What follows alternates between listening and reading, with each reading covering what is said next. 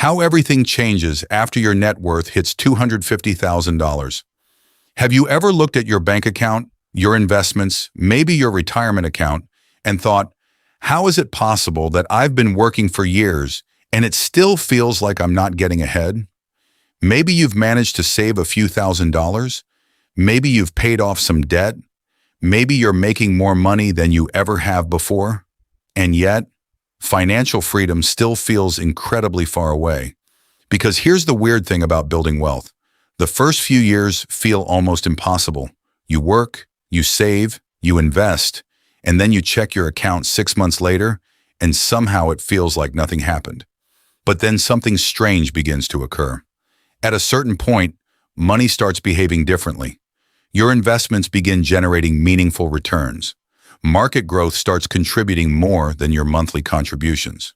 And for many people, that tipping point starts becoming visible around a net worth of $250,000.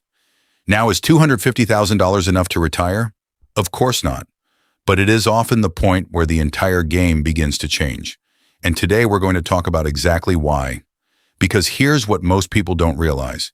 Getting from $0 to $250,000 is often harder than getting from $250,000 to $500,000.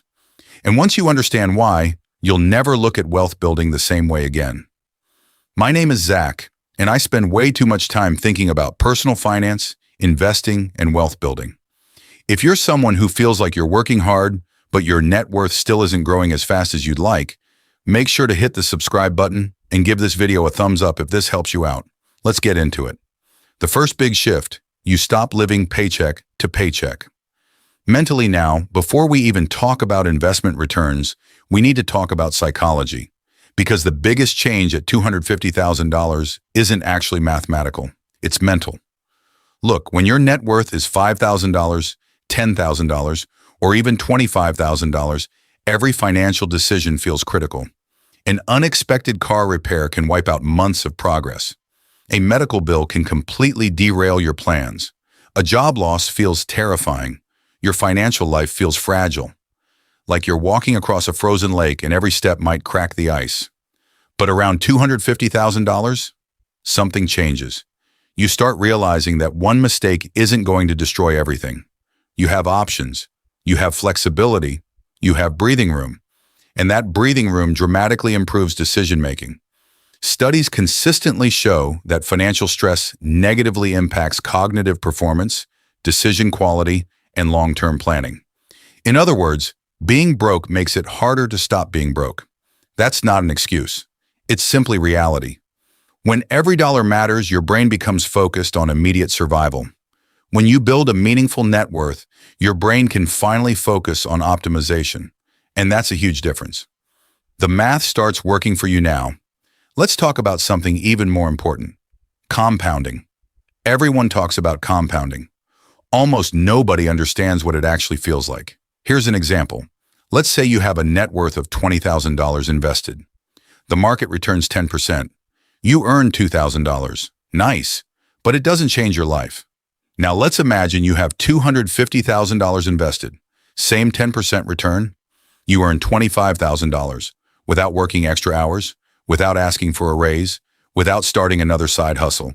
You wake up on January 1st with one amount. You wake up on December 31st with potentially $25,000 more. That's when people start seeing the power of capital. And here's where it gets really interesting.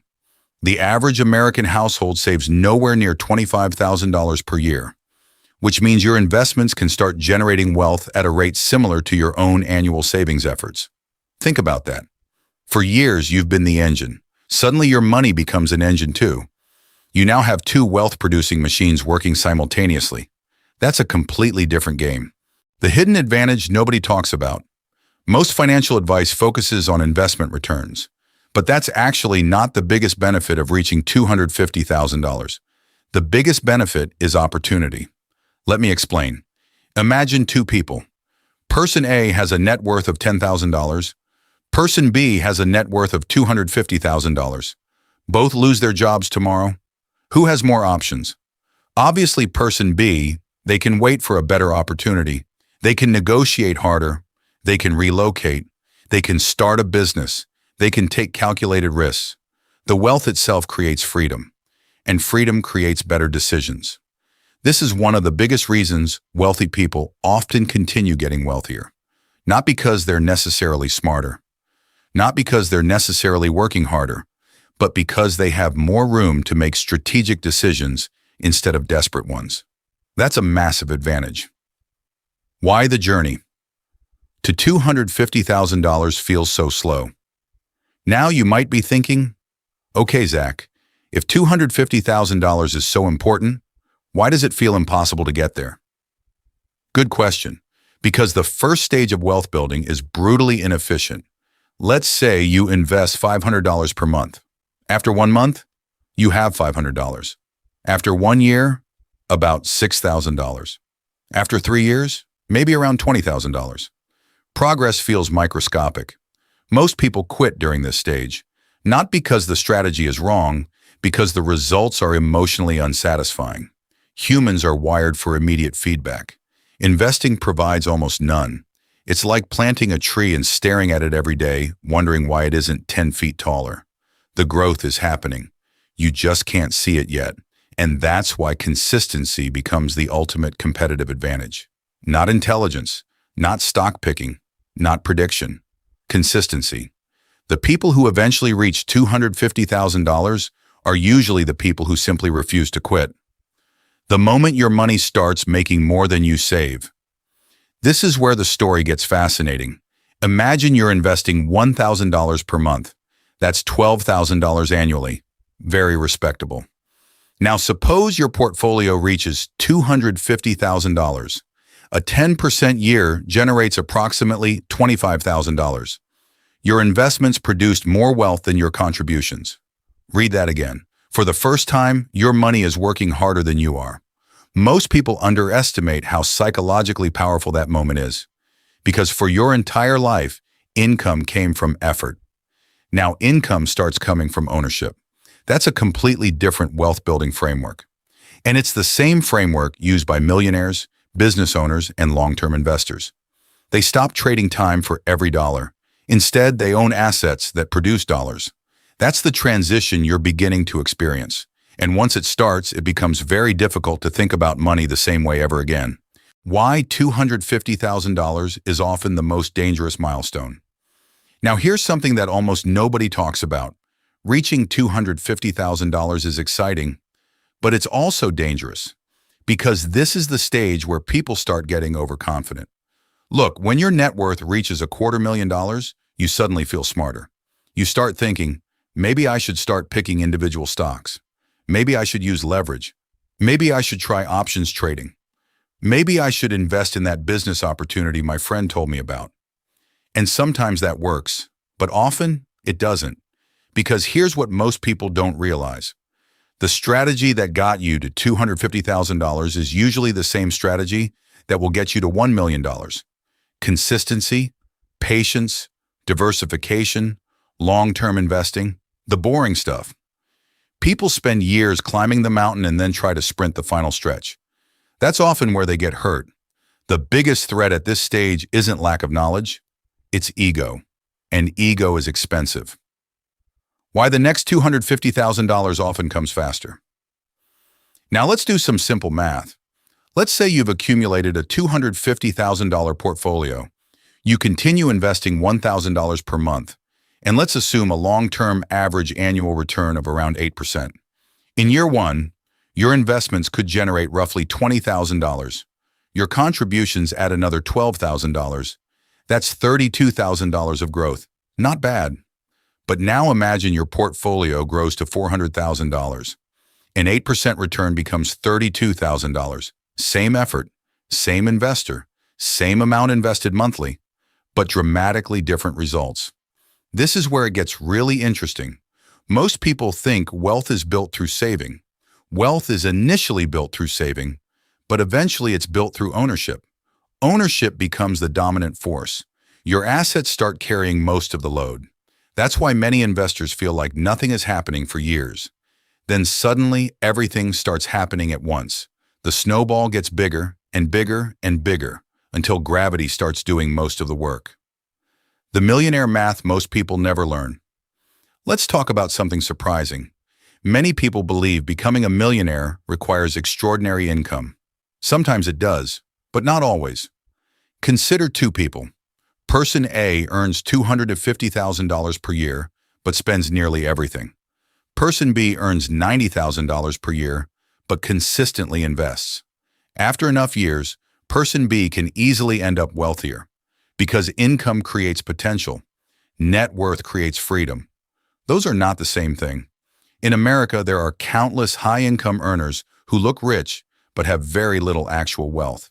Expensive cars, large homes, luxury vacations, designer everything, yet surprisingly little net worth.